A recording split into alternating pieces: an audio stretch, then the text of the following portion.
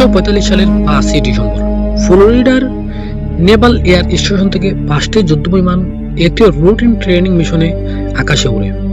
আবহাওয়া ছিল পরিষ্কার, পাইলটরাও ছিলেন অভিজ্ঞ, কিন্তু কয়েক ঘন্টা পরে ঘটে যায় ইতিহাসের অন্যতম রহস্যময় ঘটনা। সেই 5টি বিমান আর 14 জন ক্রু কোথায় হারিয়ে গেলেন তার উত্তর আজও মিলেনি। আজ আমরা জানাবো বারমুডা ট্রায়াঙ্গেলের সেই কুখ্যাত ফ্লাইট 19 গল্প। দুপুর 2:10 5টি টিবিএম অ্যাভেঞ্জার টর্পেডো বোম্বারু বিমান আকাশে ওড়ে। history.com এর তথ্য মতে এটি ছিল একটি সাধারণ নেভিগেশনাল মহড়া। দলনেতা ছিলেন অভিজ্ঞ লেফটেন্যান্ট চার্লস টেলর। মিশনের প্রথম অংশ অর্থাৎ বোমা ফেলার মহড়া তারা সফলভাবে শেষ করেন, কিন্তু বিপত্তি শুরু হয় ফেরার পথে। বিকাল 3:45 দিকে কন্ট্রোল টাওয়ারে একটি অদ্ভুত বার্তা আসে। লেফটেন্যান্ট টেলর জানান তার 2টি কম্পাসই অকেজো হয়ে গেছে। তিনি বুঝতে পারছিলেন না তারা কোথায় আছেন।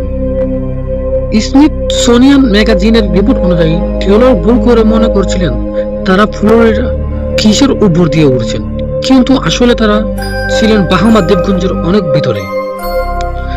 তখন লেফটেন্যান্ট টেলর একটি বার্তা পাঠান, যেখানে তিনি বলেন, আমরা সাদা পানির ভেতরে ঢুকছি, আমরা পুরোপুরি হারিয়ে গেছি। আর এরপর তারা চিরদিনের জন্য বারমুডা ট্রায়াঙ্গেলের অঞ্চলে হারিয়ে যায়। রহস্য আরো বহির্ভূত হয় যখন তাদের খুঁজতে পাঠানো একটি পিবিএম মেরিনার উদ্ধারকারী বিমানও 13 জন ক্রু সহ নিখোঁজ হয়ে যায়। উইকিপিডিয়া অনুসারে মাত্র 20 মিনিটের মাথায় সেটি রাডার থেকে অদৃশ্য হয়।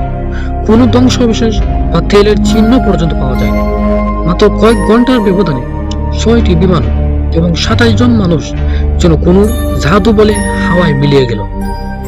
আমেরিকান নেভি তদন্তে বিষয়টিকে অজানা কারণ বলে অভিহিত করা হয়েছে। কেউ মনে করেন এটি ছিল নিছকই যান্ত্রিক গোলযোগ ও মানুষের ভুল, আবার কেউ মনে করেন বারমুডা ট্রায়াঙ্গেলে কোনো অতিপ্রাকৃত বা শয়তানি শক্তি রয়েছে। 80 বছর পার হয়ে গেলেও সেই 5টি বিমানের একটি ক্রু পর্যন্ত পাওয়া যায়নি। কল টু অ্যাকশন সিটি, আপনার কি মনে হয় এটি কি কেবল একটি দুর্ঘটনাই, নাকি বারমুডা ট্রায়াঙ্গেলের কোনো লুকানো রহস্য? কমেন্টে জানান। ভিডিওটি ভালো লাগলে লাইক দিন এবং এমন সব রহস্যময় ভিডিও পেতে আমাদের চ্যানেলটি সাবস্ক্রাইব করুন।